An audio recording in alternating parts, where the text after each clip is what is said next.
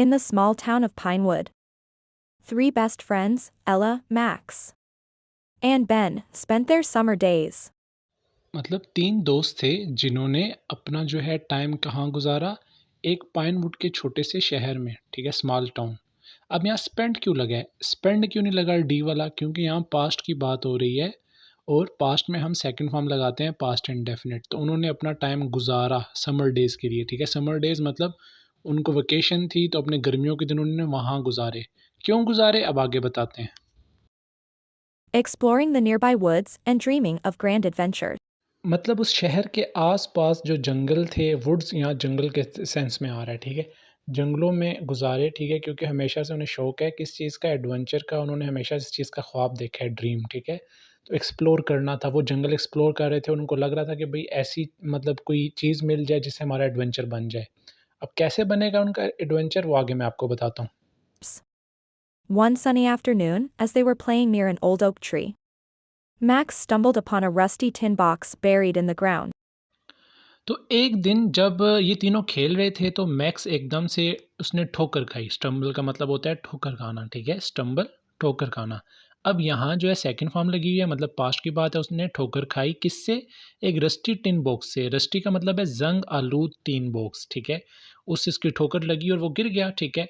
और वो जो बॉक्स है बेरिड था। बेरिड का मतलब होता है क्या? दफनाया हुआ था। आधा जो है दफन था ज़मीन के अंदर।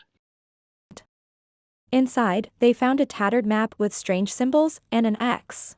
Inside they found a tatter map, ठीक है? इनसाइड का मतलब है उसके अंदर, ठीक है? दे फाउंड अ टैटर मैप इसका मतलब है बिखरा हुआ मैप, मतलब एक मैप मिला उन्हें, ठीक है?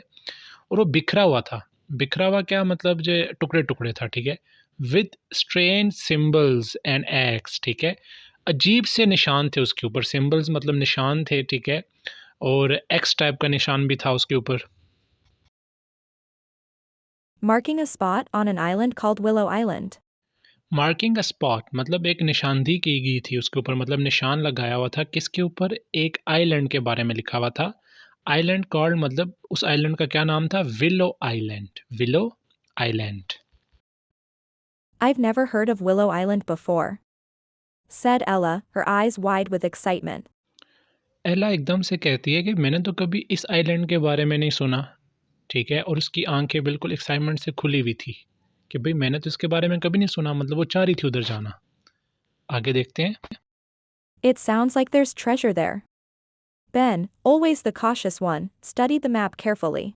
तो एला कहती है लगता है वहाँ कोई ख़ज़ाना है। ट्रेजर का मतलब होता है ख़ज़ाना, ठीक है? लेकिन जो मैक्स इसमें इनमें सबसे ज़्यादा समझदार होता है वो इसको गौर से पढ़ता है इस मैप को। It's definitely old, but it looks real. We should go see if the treasure is still there. Max कहता है कि भई हाँ, लगता तो ये बहुत पुराना मैप है और लगता भी असली है, तो हमें वहाँ जाना चाहिए देखने के लिए कि कोई ख़ज़ाना है उधर। The three friends agreed to set out on their adventure the next morning, excited about what they might find. फिर तीनों दोस्त इस बात पे एग्री करते हैं कि ठीक है नेक्स्ट मॉर्निंग वो जाएँगे मतलब अगली सुबह वो सेट आउट का मतलब है कि निकलेंगे, ठीक है? किस पर निकलेंगे? इस एडवेंचर पे, क्या पता उनको क्या मिले उधर? माइट फाइंड का मतलब है मतलब 100% चांसेस नहीं है लेकिन वो जाएँगे देखने के लिए। The next day, Ella, Max, and Ben packed their backpacks with snacks, water, and a few tools they thought might be useful.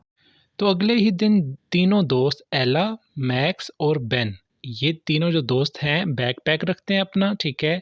इसके अलावा पानी रखते हैं, पानी के साथ कुछ स्नैक्स रखते हैं और इसके अलावा कुछ ज़रूरी सामान रखते हैं कि जो उनके इस्तेमाल में मदद कर सकता है आगे। With the map in hand, they headed to the town dock where Mr. Finnegan, an old fisherman, agreed to take them to Willow Island. तो अपने हाथ में मैप रख के, नक्शा रख के वो जाते हैं पुरानी बंदरगाह जो शहर की है उधर जाते हैं, ठीक है? और वहाँ मिस्टर फिनिगन से मिलते हैं जो कि एक पुराने मछुआरे हैं। वो उनको लेके जाएँगे और वो एग्री कर लेते हैं कि उनको लेके जाएँगे विलो आइलैंड की तरफ। As the boat chugged across the shimmering lake, Mr. Finnegan told them stories of the island.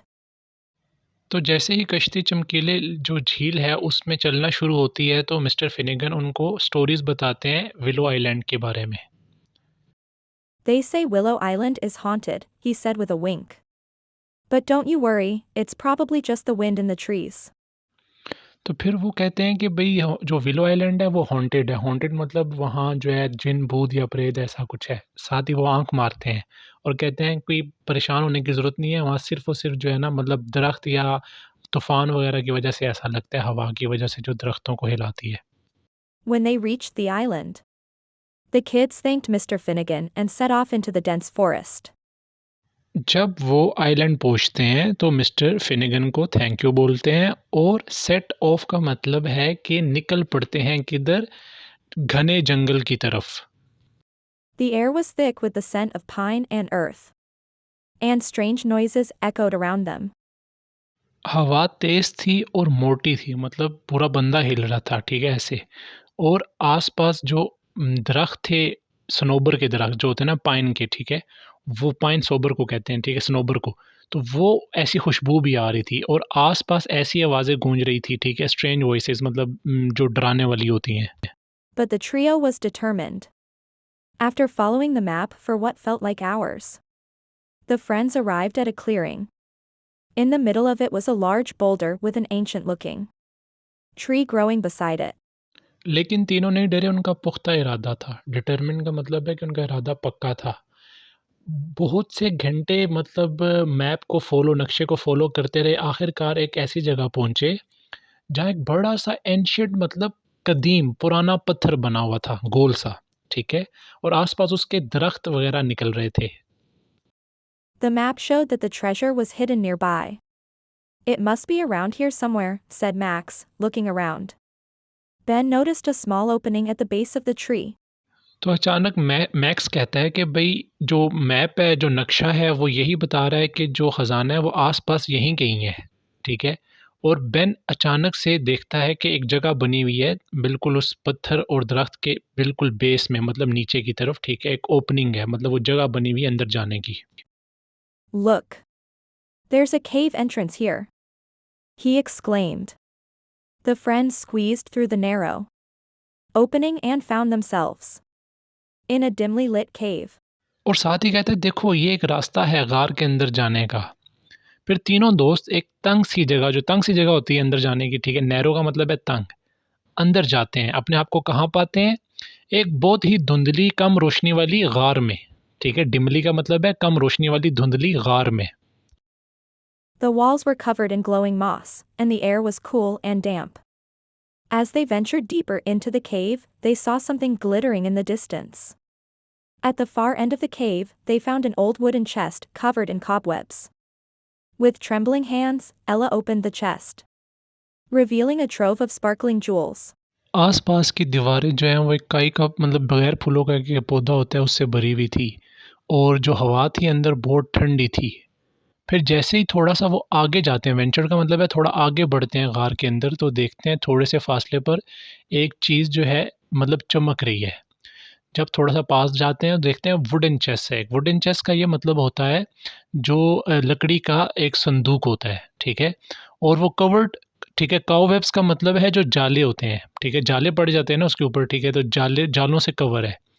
तो एला जो है कदम उठाती है आगे बढ़ने का और अपने कामते हाथों से उसको खोलती है और देखती है कि अंदर चमकता हुआ मतलब ख़ज़ाना है, ज्वेलरी वग़ैरह है। Gold coins and ancient artifacts.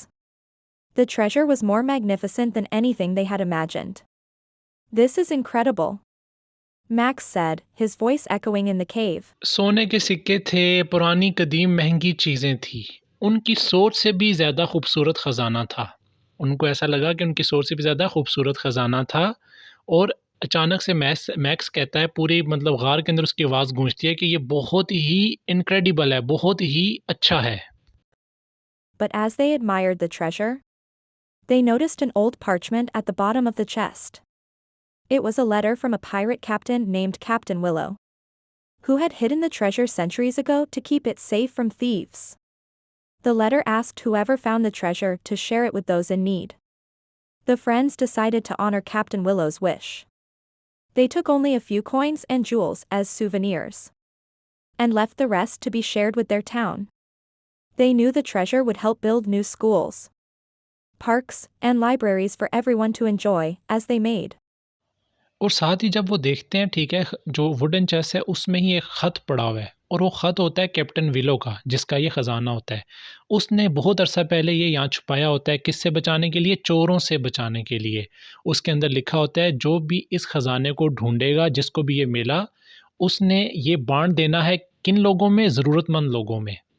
और वो साथ ही ख़ज़ाने की तारीफ़ करते हुए तीनों दोस्त कहते हैं कि थोड़ा-सा सोना वो ले लेते हैं आपस में, सोना वग़ैरह जो भी अपने लिए, इसके अलावा जितना भी है वो बाँट देते हैं अपने शहर के अंदर। उन्हें पता है कि इससे वो नए स्कूल बना सकते हैं और लोगों की मदद कर सकते हैं।